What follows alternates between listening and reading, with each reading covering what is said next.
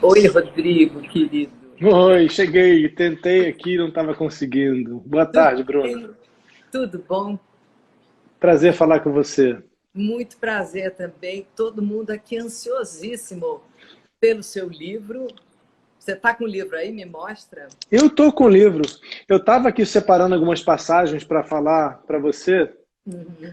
porque eu tenho acompanhado, né, a sua carreira, né, as coisas que você tem dito, as suas participações em entrevistas. Eu vejo a sua preocupação óbvia, né, claro, muito importante, com a questão feminina, né? Eu vejo que você assumiu isso como uma coisa muito importante. E o livro fala muito disso. Então eu estava aqui agora, antes da gente começar, marcando algumas passagens do livro para falar para você.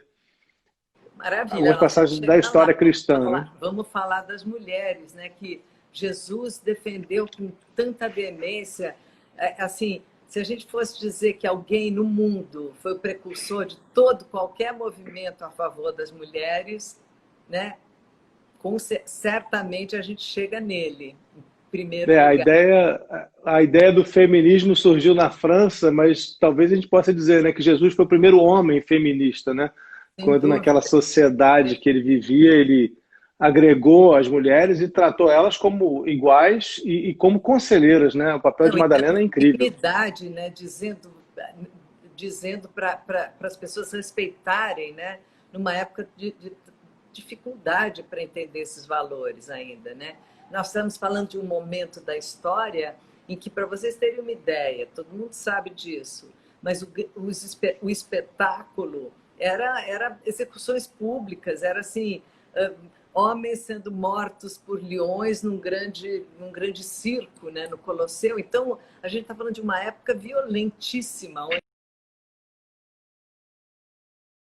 um entretenimento. É muito, muito difícil você imaginar alguém pregar bons valores num momento como esse, né, da história.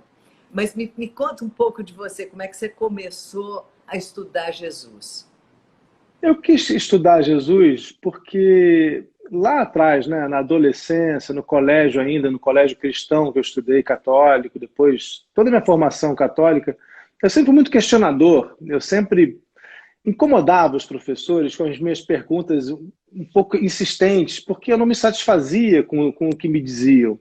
Uhum. E depois, com a carreira de jornalista, né, avançando no conhecimento, entendendo melhor como é que você consegue fazer uma investigação, vamos dizer assim, histórica, eu me senti confiante para entrar na temática religiosa. Comecei por um livro sobre a imagem de Nossa Senhora Aparecida, mas com o objetivo de entender o papel de Aparecida na história do Brasil, uma investigação também sobre a história do Brasil. E aí, com a minha mudança para Jerusalém, pela Globo, né, como correspondente, eu me vi dentro do cenário de tudo isso. Então, aquela minha vontade, que já tinha sido iniciada com uma pesquisa, eu estava nos cenários, né, onde tudo tinha acontecido, e aí resolvi aprofundar minha pesquisa, e aí escrevi. Agora já é o sétimo livro de temática religiosa. E é forte, né? Jerusalém tem uma força ali imensa, né? É uma Energética. cidade que ele é forte por todos os motivos, né? Você nem precisa ser religioso para sentir em Jerusalém alguma coisa, uma vibração diferente, né? Não é à toa que três religiões têm seu centro ali, né? De importância. Mesmo o E não é Islã, à né? toa que é Também. uma área de tamanho conflito mundial e de tamanho é, dessa convergência tão poderosa mesmo, né? Porque poderia ser qualquer outro lugar do mundo, mas ali é um centro muito forte mesmo, né? E sabe, Bruno, às vezes as pessoas não se tocam, né, de que esse conflito todo vem do tempo de Jesus, né?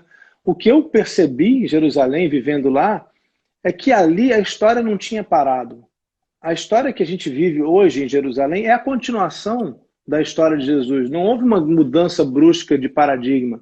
É o resultado da ocupação do Império Romano, as revoltas dos judeus, né? Jesus Cristo apareceu no meio dessa época de revoltas, e até hoje as consequências daquela época, né? Que os romanos massacraram Jerusalém, expulsaram os judeus, e eles acabaram voltando só agora, recentemente. Então é a mesma história. A gente é a continuação ali da história de Jesus. E às vezes você anda ali, você tem algumas cenas, alguns momentos em que parece que você está há 2000 anos. Várias vezes eu achava, olha, deve ter sido exatamente assim, né? Eu estou Eu num também lugar... Você também teve essa impressão? Você esteve lá? tive exatamente essa impressão. E Teve eu algum lugar que você se sentiu mais forte, assim? Alguma coisa mais forte? Algum lugar específico? Bom, eu tive uma emoção gigante lá, porque eu fui na Cinemateca, que é considerada a cinemateca mais bonita do mundo, né? E nosso filme, O Segunda Cidade, ganhou o melhor filme. Então, para mim foi uma mistura de muitas emoções, muitas emoções. Uhum. Eu estava conhecendo o lugar, eu estava vendo uma coisa que eu estudava, porque eu gosto, eu me interesso por aquilo profundamente. Eu fui para a Haia e vi assim a poucos é uma distância micro entre os amigos e os inimigos, né? Assim, Uhum. os dois polos e você fala assim, como pode, né? Como pode são irmãos, deveriam se amar, deveriam e no entanto os irmãos lutam. A gente sabe, né? Historicamente, o irmão é o que mais briga, né? A Pois briga é, de vizinho é a pior briga que tem. Não é desde à toa a Caim e Abel, mensagem. né? É, Exatamente. E não é à toa a mensagem de Jesus falar tanto do amor ao próximo, aquele que está do seu lado, que é o mais difícil, né? Conviver com quem está do seu lado é muito difícil, né? Se você pois é. começa a implicar com tudo e deixar o ódio crescer, você vai acabar em morte, né? Como a gente vê. Então, é uma mensagem que tem um significado muito original, vamos dizer assim, né? Muito na raiz do que é ser humano. É. A história, quando você conta, assim, quando você estuda a história de Jesus, pra, como é que ela começa? Onde, qual foi o teu início de busca? O primeiro livro, o Jesus, conta a vida pública de Jesus. Hum, Então, termina com Jesus crucificado. Então, tá. é o que a gente pode dizer, a história humana. Esse livro agora é a história divina. É a história do Cristo, do Uhum. Messias tão esperado, que aqueles cristãos entenderam que era Jesus. E como a morte de Jesus e o surgimento dele diante de Maria Madalena, né, de uma mulher, e dizem outros evangelhos, diante das mulheres, como esse surgimento dele mudou a nossa história humana, a percepção do ser humano sobre ele mesmo e de suas relações com o divino e com Deus. A partir da morte de Jesus, foi fundada toda uma tradição que mudou a nossa vida, a minha e a sua, e de todo mundo que está nos assistindo aqui. Né? A pessoa não precisa ser religiosa para entender que ela Claro. foi modificada por essa mensagem. Né? Nós somos fruto disso Independente da tudo. religião, de qualquer religião Sim, que as sim, pessoas sejam, não a gente, quando a gente fala isso, a gente não está necessariamente falando de religião, mas a gente está falando de religiosidade, a gente está falando da é história da humanidade, né? exatamente, de espiritualidade também, né? De como esse homem, essa mensagem desse homem, que é muito maior do que só ele, né? A mensagem de Jesus, ela se faz por todos os que a conduziram pelo mundo e que fizeram que ela chegasse até nós, né? Como isso é espiritual e forte e atual. Por isso que também é interessante voltar em Jesus. E como muitas e tantas vezes as pessoas falam em nome de Jesus com ódio, né? Ah, não, Falam em nome fala-se de muito em Jesus e vão, matam, Bruna. falam em nome de Jesus e fazem uma afronta, né? Como na própria ação e na fala e na ação tem uma contradição vital, como isso Sim, acontece. sim. Ao contrário, né? Você vê muita gente usando o Jesus, exatamente o que você falou, como alavanca para o discurso de ódio, ou usando É, Paulo, né? O livro Cristo, eu falo muito da trajetória de Paulo, e como Paulo é controvertido, né? Você não pode olhar para Paulo como um santo sem ver tudo que ele fez também de ruim. Né? A moral, a ética que Paulo transformou em cartas e que o cristianismo transformou em escritura sagrada intocável é um problema para nós até hoje. A questão da mulher está aí também. Se você vai nas cartas de Paulo, tem misoginia pura, né? Tem é, diferenciação de estágios, de graus entre homem e mulher. tem uma ordem para a mulher cortar o cabelo, porque é sensual e pode provocar o homem. Mas o homem não, o homem pode fazer o que ele quiser, porque ele é a glória de Deus. Então é complicado, né? É preciso a gente entender o que é a obra de um homem que era um pregador, que levou a mensagem de Jesus Cristo, e o que é aquilo que você, religioso, entende como divino, como religioso. Agora, Jesus, teoricamente, assim, ele, os valores dele permanecem intactos quando você pensa nisso. Ele não teve essa contradição em nada que ele pregou. Não, daí está a força de Jesus, né? Porque a mensagem dele, primeiro, era muito simples. E só uma mensagem simples pode atravessar 2000 anos, né? Se ele tivesse algo muito complexo, muito incompreensível, a gente não teria recebido a mensagem de Jesus. E mesmo com tudo de errado que os homens que conduziram a igreja fizeram, eles também fizeram coisas certas. Eu não quero dizer que só fizeram coisas erradas de maneira nenhuma, mas Não, erraram muito. Muito erro e muita violência, né, na história da igreja. Erraram na violência, erraram quando suprimiram a diversidade de pensamento. Aí que está um ponto desse livro Cristo também, Bruna. Porque eu trago textos que a igreja simplesmente amassou e jogou na fogueira. Não só simplesmente, né? Mandou matar também aqueles que defendiam essas mensagens. E aí você vai ler o texto, é a coisa mais linda que tem. A Madalena que surge nos textos que foram proibidos pela igreja é uma mulher do século XXI. É uma mulher maravilhosa, uma mulher que dialoga de igual para igual com Jesus, mas que veja em Jesus um mestre e que quer saber coisas espirituais, quer saber qual é a origem da risada, ela pergunta para ele. De onde vêm as minhas lágrimas? Ela é uma pessoa que faz Jesus, provoca Jesus a pensar e refletir sobre questões que ele parece não ter refletido até aquele momento em que Madalena traz as questões para ele. E Rodrigo, essa questão que você está colocando, a Madalena perguntando a Jesus qual a origem da risada, isso como chegou a você isso? Bruno, aconteceu o seguinte, né? Eu vou resumir brevemente. Depois que Jesus morreu, o cristianismo foi conduzido pelos homens a uma maneira em que houve uma necessidade de criar uma verdade única sobre o que era a mensagem de Jesus.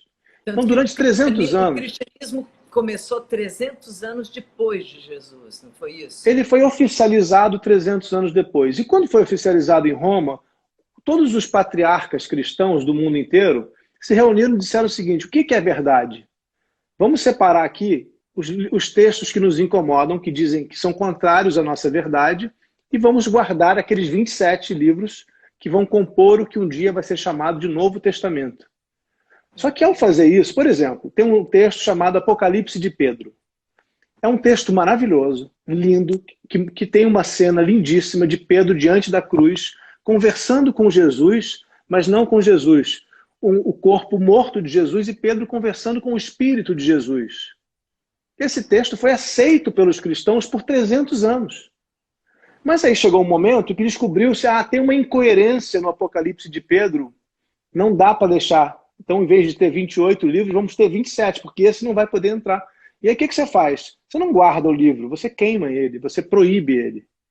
Então, hoje, porque encontraram recentemente no Egito, em Israel, bibliotecas escondidas dentro de jarros e cavernas, lá de trás a gente conhece os livros que foram proibidos. E, de novo, né? Manuscritos do Mar Morto, de Nag Hammadi, né? Que a gente tem ouvido falar. Tem 100 anos, um pouco menos, tem 70 anos que eles foram descobertos. Pouco tempo que descobriram. E que são magníficos, pouco. Né? Eu vi no lindo. Eu fiquei fascinada. É lindo. E a tradução é demorada, a compreensão é demorada. Então, só agora, realmente, no nosso tempo, a gente está podendo ter acesso ao que o cristianismo não soube que existia durante 2000 anos. Então, eu costumo dizer para as pessoas, a gente sabe mais sobre Jesus do que os cristãos do século II, do século III. Porque eles não tiveram direito de ler esses textos. E também a informação não corria tão solta, né? E não era solta principalmente porque havia esse cerceamento à liberdade, né? Claro. Então é complicado. Mas hoje, o que eu digo também, hoje a gente não tem mais razão, nem quem é muito, muito aferrado ao que está nas palavras, não tem razão para não ler um texto lindo como Reconhecimentos de Clemente, por exemplo. É um texto que conta um embate filosófico entre o apóstolo Pedro e o maior inimigo do cristianismo, que era Simão o Mago. Mas não é uma historinha, é uma disputa filosófica. O que está se discutindo ali interessa a todos nós até hoje. Está na origem também do cristianismo. É muito mais filosófico do que tudo que Pedro diz no Novo Testamento. Porque não há falas filosóficas de Pedro nos evangelhos, você vai reparar isso. Mas nesses textos há. Então você vê dimensões muito mais profundas desses apóstolos que a gente conhece, como o pescador Pedro, o fundador da igreja. Mas a gente não sabe nada sobre eles. Mas pode saber. Existe esse conhecimento. E no seu livro você busca... Quer dizer, eu perguntei como você chegou ao conhecimento da Maria Madalena perguntar isso. Isso, então, está num desses livros que foram proibidos? Esse trecho que eu falei, por exemplo, está no Evangelho de Tomé, que é um evangelho não reconhecido, não canonizado, que está na biblioteca de Nag Hammadi. Mas tem diversos outros textos, como, por exemplo, um livro lindo, lindo, lindo, chamado A Sabedoria da Fé, que chama Pistis Sophia, em grego. É uma coisa lindíssima, espiritual, que tem conversas de Jesus sobre a questão do corpo. A gente tem alma, para onde vai a nossa alma? E como é que é a reencarnação, se ela existe? Então são questionamentos que todos nós temos até hoje. A questão da alma é muito mal resolvida, mal explicada para nós, né, até hoje. E isso já era discutido profundamente nesses livros. Então eu tento trazer para o leitor de hoje, né, para nós, esse conhecimento que ficou perdido, porque é difícil, né? É um trabalho muito longo, você entrar em todos esses documentos, entender o que eles significam e poder trazer eles dentro de uma cronologia, que é o que eu faço no livro, né? Colocar numa ordem que a gente possa finalmente, entendi, agora eu entendi que isso aqui aconteceu ao mesmo tempo que no Evangelho se diz que aconteceu esse outro acontecimento. Então o livro traz esses textos.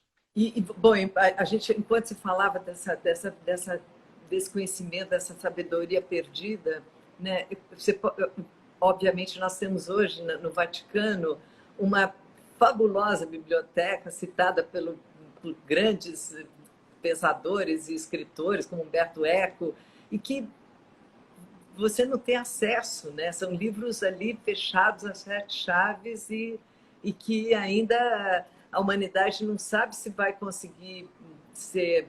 Então, existe todo um lado desse conhecimento, pelo que eu estou entendendo, assim, que essa grande filosofia, ela precisou ser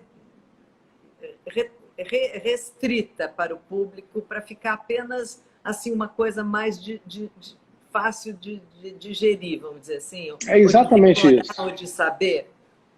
É exatamente isso. Não dava para deixar muita complexidade.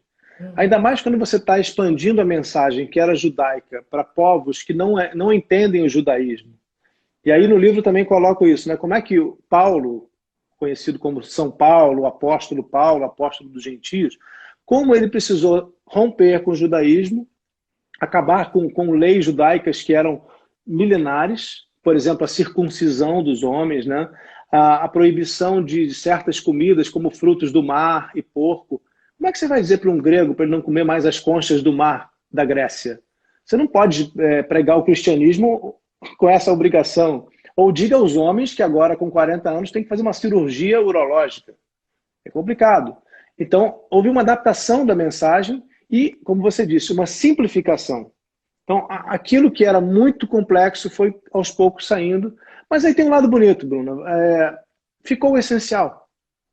Ficou o que chegou até nós, o que em uma linha a gente pode resumir, né, como qualquer pessoa que conhece um pouco sobre Jesus Cristo vai dizer, a mensagem de Jesus é a mensagem de amor, que era a mensagem principal que ele trazia para a humanidade naquele momento.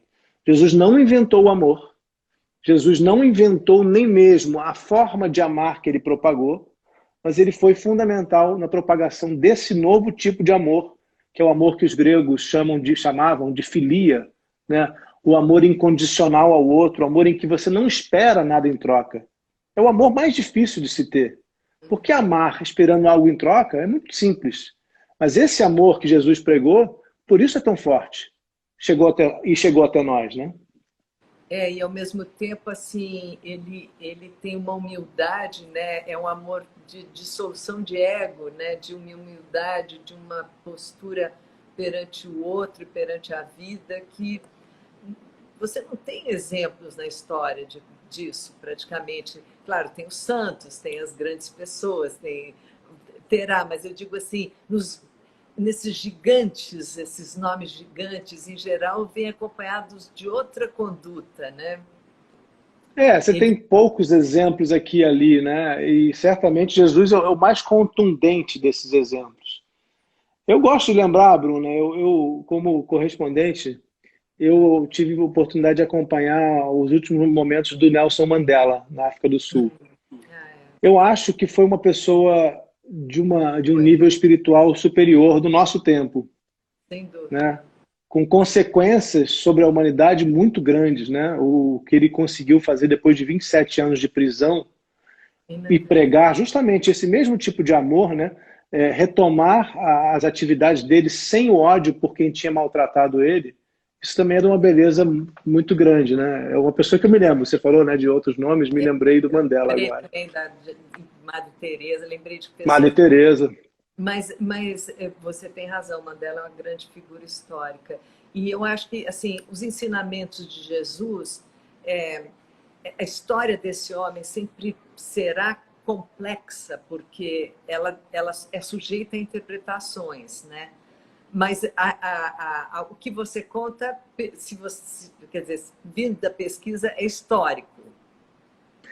O que eu trago no livro, eu acho assim, de novo, não há desafio à fé, não é preciso questionar a fé, a própria fé, se você quer entender um pouco melhor da história e entender como a gente chegou até aqui. A gente não pode nunca esquecer que a história é humana. A nossa história é feita de seres humanos. Homens muito mais antigamente, pelo seu papel dominante, e cada vez mais com as mulheres também dominantes, né, fazendo as transformações da história da humanidade. Então, a gente não precisa deixar de lado a crença no divino para entender uma história humana. E entender nos faz mais conscientes, nos faz mais fortes, né? A ignorância é uma fragilidade, é uma vulnerabilidade, né? É um afastamento do cerne desses valores, né? Te afasta, te aliena. E me preocupa, né? A gente vê, Bruno, desculpa, a gente vê hoje muita gente, como você estava falando lá atrás, muita gente falando em nome do cristianismo para defender absurdos. A gente ouviu recentemente uma ministra, Damares Alves, dizendo que a submissão era uma questão de fé. Ela estava se baseando no que tem no meu livro aqui, eu conto isso no livro, né? O apóstolo Paulo, ele coloca realmente a mulher como submissa ao homem, como inferior ao homem.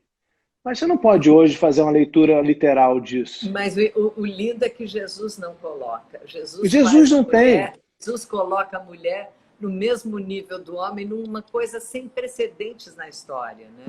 Não tem misoginia nenhuma em Jesus, essa é a beleza, e Jesus não tem ódio pela diferença. Jesus, ao contrário, ele procura o diferente. Da compaixão e da empatia, né? O bem supremo. Exatamente. Eu escrevi um livro recentemente sobre Maria Madalena, em que eu me dei falar dela. Eu ia justamente querer falar mais. Então fala, deixa você falar. Então deixa você falar de Madalena. Não, fala você, por favor. Não, eu escrevi um livro, eu fiz continuando a pesquisa sobre Jesus, eu fiz uma pesquisa muito grande sobre Madalena também.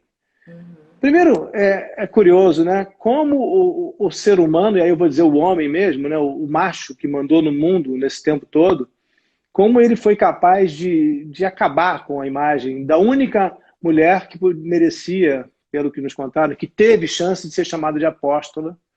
Os homens, os machos, mataram a credibilidade dela. Fizeram ela ser prostituta sem nenhuma prova documental disso, né? Nem os evangelhos falam que Madalena é prostituta. Os evangelhos não falam que Madalena é adúltera.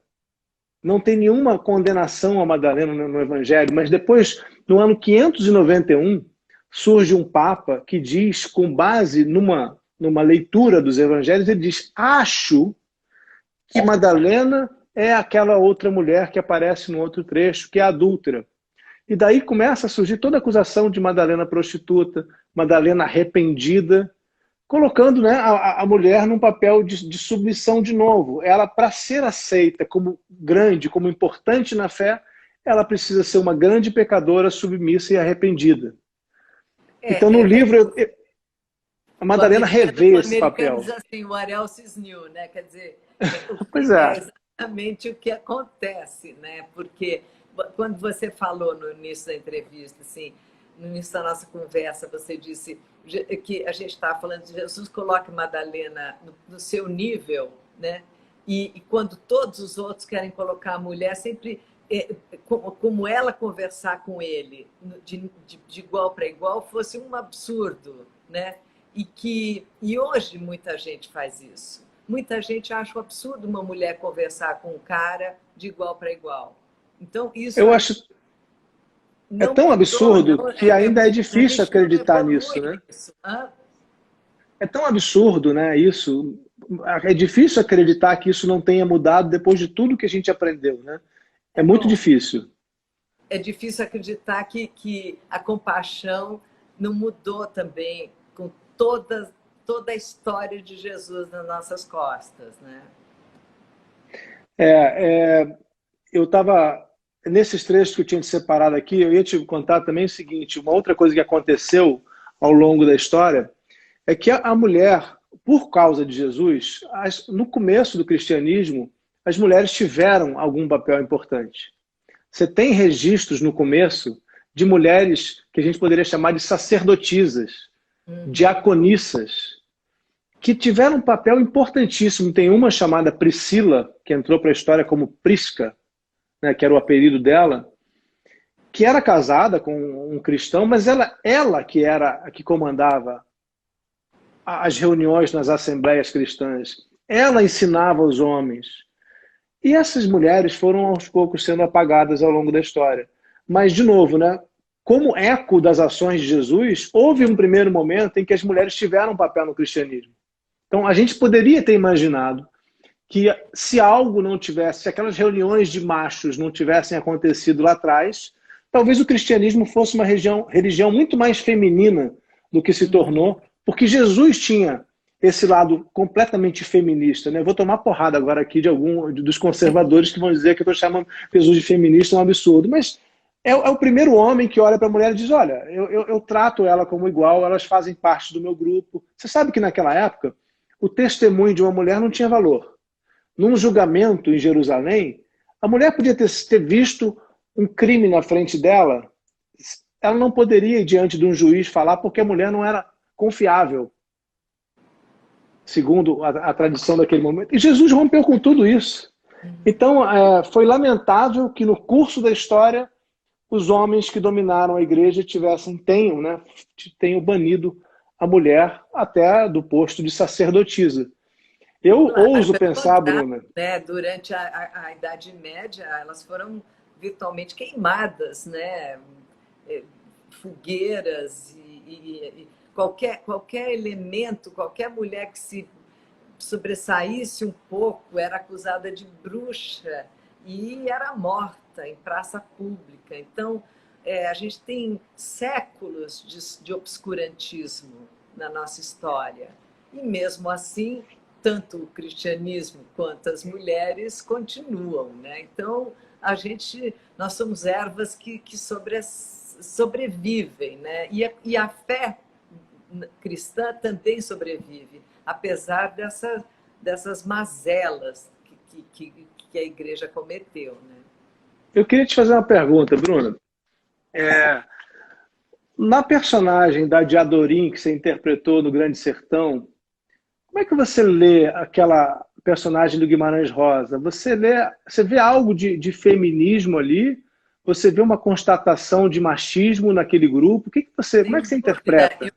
eu vejo muito sábio o Guimarães Rosa, como ele era mesmo, né, um gênio, de mostrar que um pai, começa assim, a Diadorim nasce e o pai para salvar essa criança, essa menina, daquele grupo, daquele mundo hostil, embrutecido, preconceituoso, violentíssimo.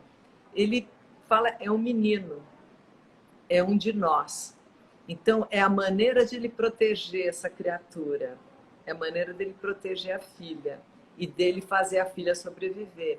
Então, o segredo dela, que é ser mulher, ela nunca vai revelar, só depois de morta.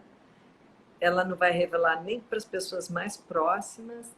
E ele instiga, ele educa, ele faz com que ela seja assim, feroz, um grande lutador, um cara que é poderosíssimo numa luta de facas, etc.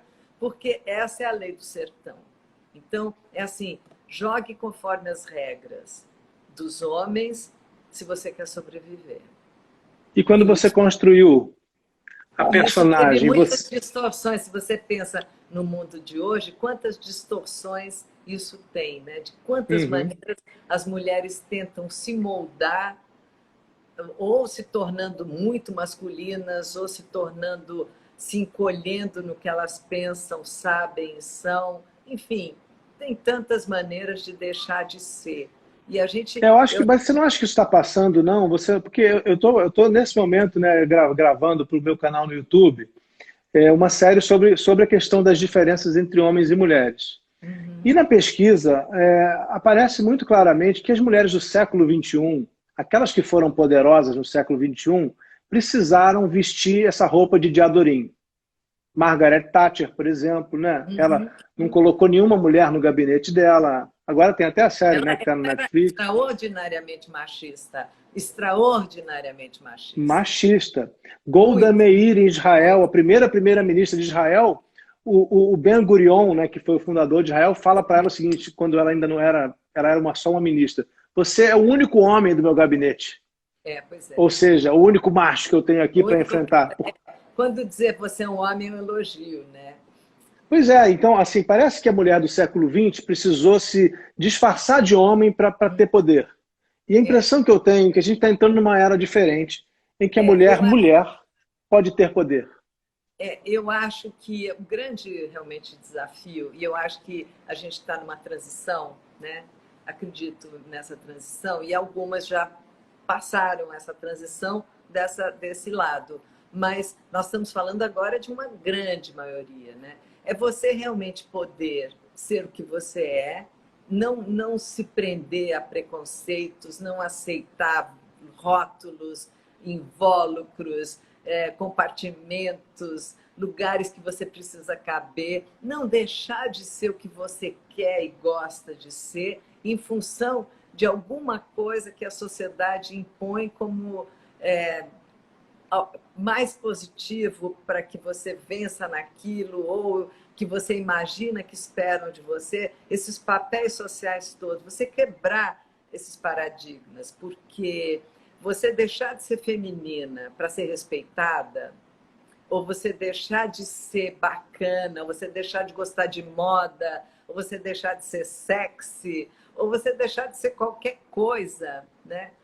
Eu acho um absurdo. Eu acho que a gente tem que ser o que a gente é e ir para os lugares que a gente quer ir, nas conquistas que a gente tem que fazer na vida, sejam elas quais forem, mas não em detrimento daquilo que você sente como uma coisa que jorra e que brota em você naturalmente.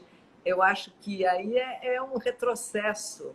E também é você acreditar, se eu tivesse, para ser quem eu sou, necessitasse de imposições masculinas dentro de mim, e posicionamentos machistas e tal, eu estaria retrocedendo, eu estaria dando força ao que eu considero errado. Então, eu mesma estaria dando assim, a mão ao meu inimigo, digamos. Mas eu não considero os homens inimigos, não, de maneira nenhuma. Você não acha, como uma francesa defendeu agora aqui, escreveu um livro para dizer que as mulheres têm que corromper relações com os homens? Eu vi.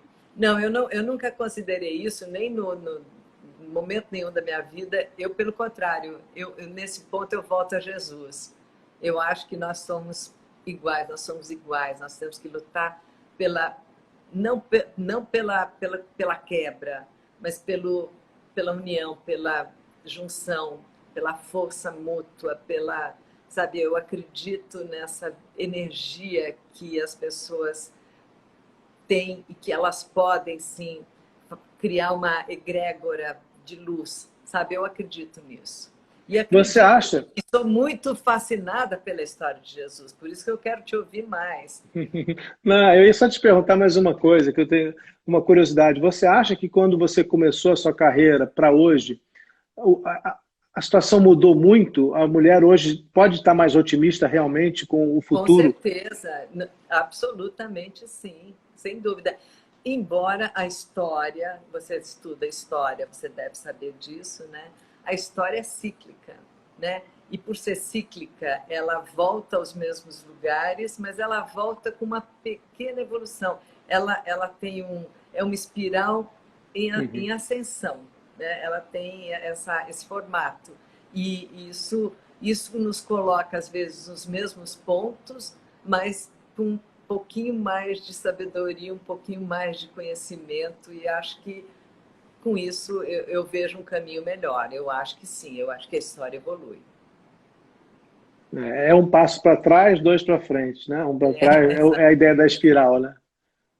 Mas acho que a gente tem esses exemplos, né, como o exemplo de Jesus na história, que assim, você pensa, né, um homem como esse ser crucificado é para você desistir de tudo, né? Mas eu acho que era o único final possível para ele, né? Alguém que desafia tanto o poder estabelecido naquele momento, não há como esperar outra saída, né? E até assim, se você olha da perspectiva histórica, só a morte de Jesus fez a sua mensagem chegar até nós, né? Então, talvez Era tenha sido um caminho necessária, muito tortuoso, né?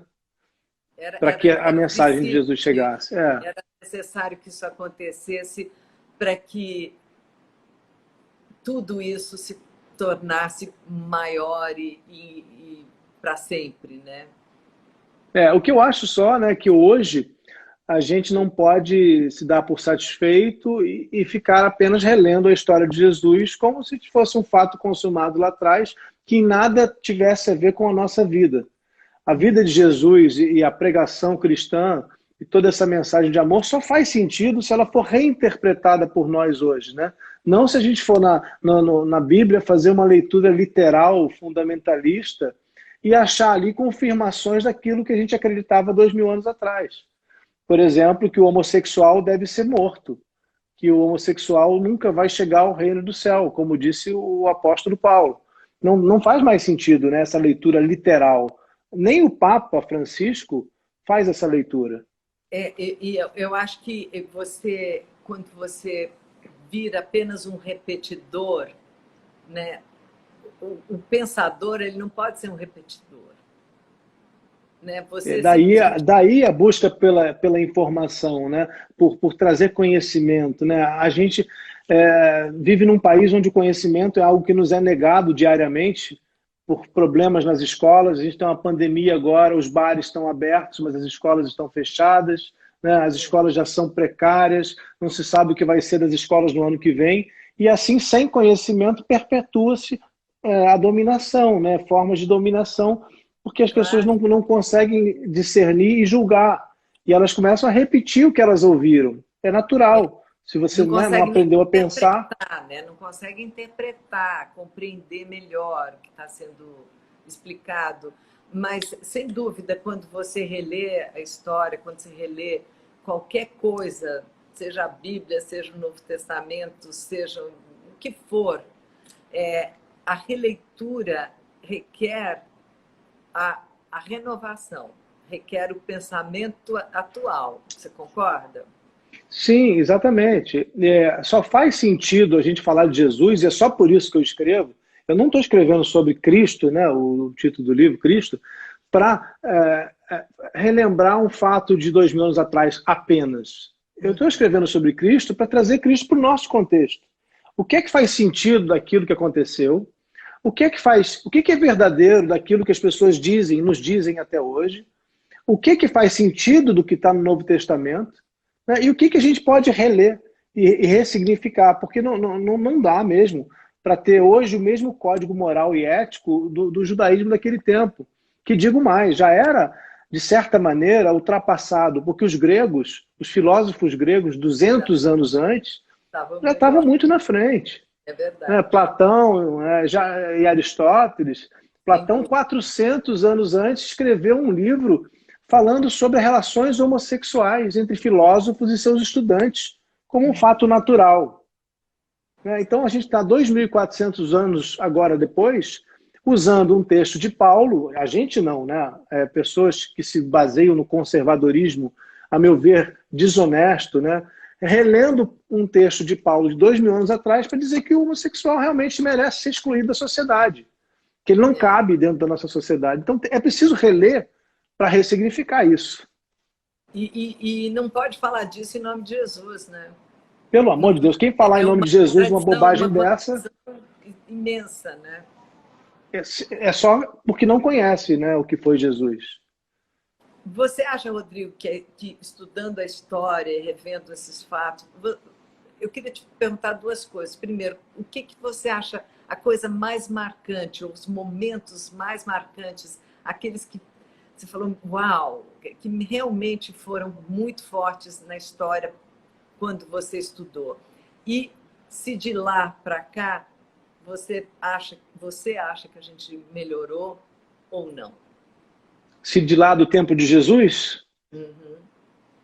olha, eu já tentei responder essa. Eu vou começar pelo final. Essa questão, né? Será que a gente está mais violento, por exemplo, do que naquela época? Você começa a procurar números, você se perde, porque na época não tinha números. Aí você começa a tentar ver, bom, oficialmente, naquela época, uma pessoa adulta era punida com apedrejamento em praça pública, era linchada, morta pelo povo. Alguém que falasse o nome de Deus em vão poderia ser morto pela lei, ou seja, a lei que era atribuída a Deus autorizava assassinatos de pessoas que faziam pequenos, o que para nós hoje seriam pequenos erros, né?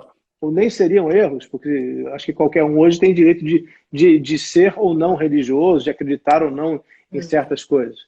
Nesse sentido, em termos da oficialização da violência, o Estado se tornou menos violento, né? Há menos países hoje que oficializam a tortura, que fazem crimes deliberadamente. Mas, por outro lado, esses crimes continuam acontecendo. Então, de alguma maneira, a gente tem hoje uma consciência muito maior sobre o outro, sobre a importância da integridade do outro, do que a gente tinha, do que existia no tempo de Jesus, e muito graças ao cristianismo, é bom dizer isso, né? Mas, por outro lado, as coisas continuam acontecendo.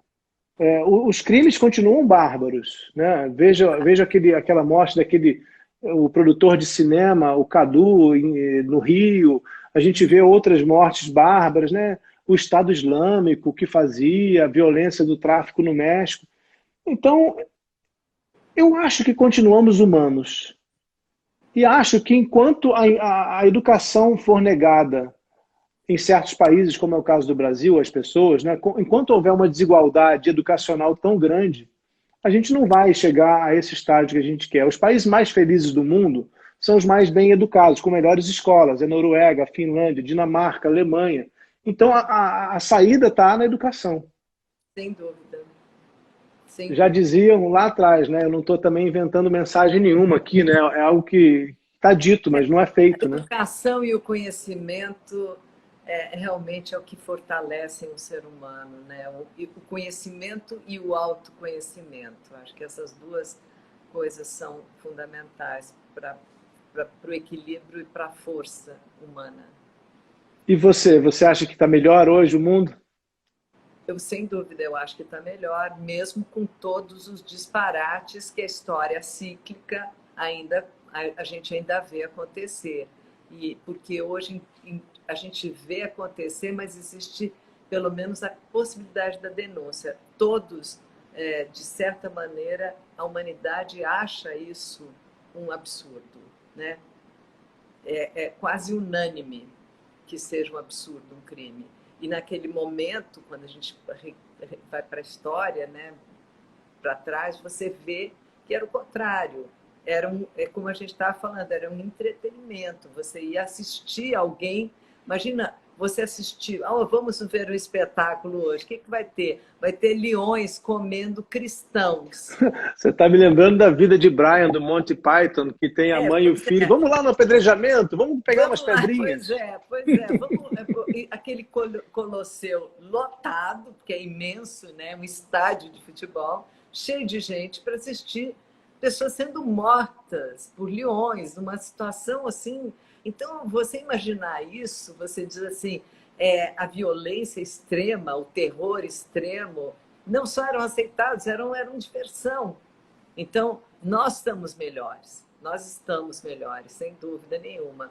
E eu acho que a gente já teve momentos da história fabulosos, mas eles também, eu não sei, assim, quando você pensa em grandes épocas, mas em todas as grandes épocas, mesmo no Egito, 5.000 anos atrás, você tem a escravidão presente, né?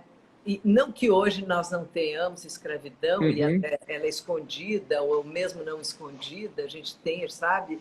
Mas ela é denunciável, ela pode ser criminalizada, né? E não, naquele momento era o contrário, mesmo os grandes filósofos aceitavam a escravidão, fazia parte, não conheciam de outra maneira a vida, não conseguiam pensar ainda de outra forma. Então, eu acho que a gente pensa mais humanitariamente, sim, a gente pensa mais inclusivamente, a gente inclui hoje, existe uma inclusão enorme, ela ainda não é... Eu tenho uma frase do Martin Luther King que eu acho maravilhosa, que diz assim, eu vou resumir, mas diz, nós ainda não somos o que iremos ser, mas graças a Deus já não somos o que éramos. Porque para onde a gente tem que ir, onde a gente tem que chegar, ainda falta, né? Falta. Mas eu acho que ainda teve grandes superações. Eu acho que tem avanços pontuais muito grandes, mas ainda, né, tem um desequilíbrio, né, de avanços pelo mundo, né? Você vê, ao mesmo tempo que nós estamos falando isso aqui, a gente não poderia estar falando isso na Arábia Saudita agora, por exemplo. Sem dúvida. Né? Nós estaríamos sendo punidos duramente. Não poderia. Não, a lei antiga continua valendo na Arábia Saudita até hoje. Então, tem estágios diferentes, né? Você pensar simplesmente que existe fome no mundo, num planeta que poderia estar alimentando todos os seus habitantes, e, no entanto, existem pessoas passando fome, existem pessoas sem poder dar condições básicas de vida, de saneamento, e a gente está vivendo isso, e a gente vive isso ainda com a mesma... capacidade de pensar que é normal, e não é uma distopia. Então, nós ainda estamos muito longe de onde a gente tem que chegar, muito longe. Sim, eu acho que o maior desafio é o desequilíbrio, né? É o desequilíbrio entre homem e mulher, entre o preto e o branco, né? Entre o pobre e o rico, entre o que tem escola e o que não tem. Aí que estão os desafios que eu acho que a gente continua tendo. Sem dúvida, sem dúvida. Mas e conta aí a primeira parte da pergunta que você não respondeu. Qual era a primeira parte da pergunta? Os grandes momentos fortes, assim, aqueles que você, sabe, se derramou, se você chorou, você disse uau. Não, assim, inclusive no seu livro. Eu sou muito sensorial, então as minhas andanças por Jerusalém costumavam me provocar essas sensações. Então, eu tive isso com muita força quando eu entrei no Santo Sepulcro, né? Que é onde a tradição acredita que foi o túmulo de Jesus. Mesmo tendo essa dúvida, não importa muito para mim, porque a carga humana positiva que se coloca ali é muito grande. Né? Aquele lugar, há 1.700 anos, é visitado por pessoas que vão ali com um sentimento que eu entendo que é positivo. Claro, então, ali criou um campo tem um campo, de energia fortíssimo. Tem, é inegável isso, E eu senti isso também muito forte andando pelas ruas da cidade velha de Jerusalém, especialmente quando eu percebi que as pedras em que eu estava pisando tinham mais de 2.000 anos. Ah, todo E eu mundo sentiu isso. pensava, Jesus também andou aqui, todas aquelas É, pessoas também andaram aqui. Pode ser que Jesus tenha caído aqui na Via Crucis, a caminho da crucificação. Então, isso tudo é muito forte. Agora, na história de Jesus, os momentos, talvez os momentos menores são os que mais me emocionam. Agora, talvez por já conhecer os evangelhos há muitos anos, o que vem me emocionando muito são as descobertas nesses outros textos que eu trago no meu livro, que são os textos que nos foram ocultados, os textos desconhecidos, né? E quando você vê, por exemplo, todas as relações, né, de Jesus com os apóstolos narradas de uma maneira mais humana e menos objetiva, porque às vezes os evangelhos, quando falam dos apóstolos, vão muito pontualmente, fizeram isso, fizeram aquilo, foram para lá, foram para ali. Quando você entra na mente deles, você vê, poxa, esses caras também estavam pensando coisas profundas, e é por isso que eles foram se aproximar de Jesus. Eles também tinham de grandes uma busca, é questionamentos, claro. também buscavam alguma coisa mais profunda, e por isso chegaram perto de Jesus, né? Então isso é muito bonito. Mas o momento, que pode ser esse mais simples, mas para mim essa conversa de Maria Madalena com Jesus foi o momento que mais me emocionou, e toda vez que eu falo eu me emociono, que eu imagino a cena, eu consigo me sentir como se eu estivesse assistindo Jesus e Madalena conversando sobre as coisas mais profundas e bonitas que a gente pode imaginar. Me fala um pouquinho dessa conversa, que a gente está chegando no final, a gente encerra com essa Não, conversa. é um momento muito profundo. Eu até recomendo quem não tiver visto assistir um filme chamado Maria Madalena, com o Joaquim Phoenix, Não vi. que conta. Não, ele faz o Jesus, né? E eles contam, justamente baseados nos livros apócrifos, eles recontam.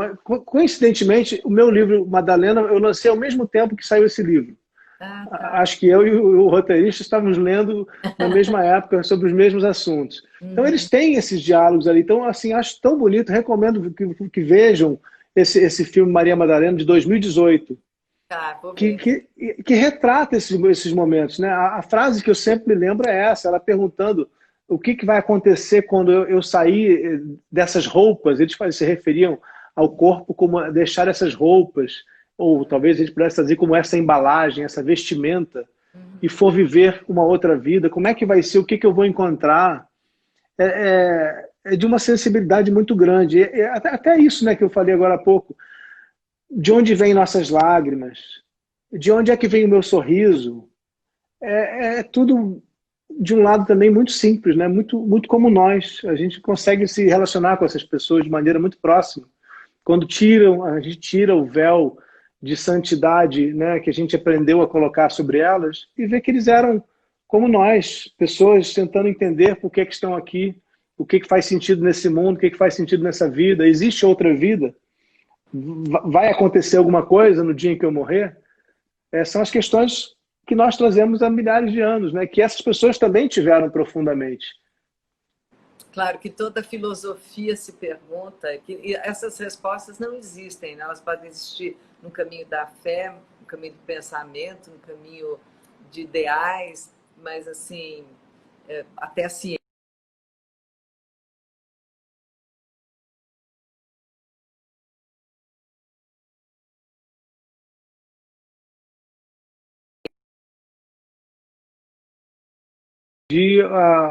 Voltou, deu Voltou? uma pausinha, mas assim, ninguém, não temos, né, uma clareza. Não, eu acho que a gente O não vai mistério, a ter, gente mas tem eu que acho que a saber, reflexão é importante, né? a gente tem que amar e saber conviver com o mistério, né?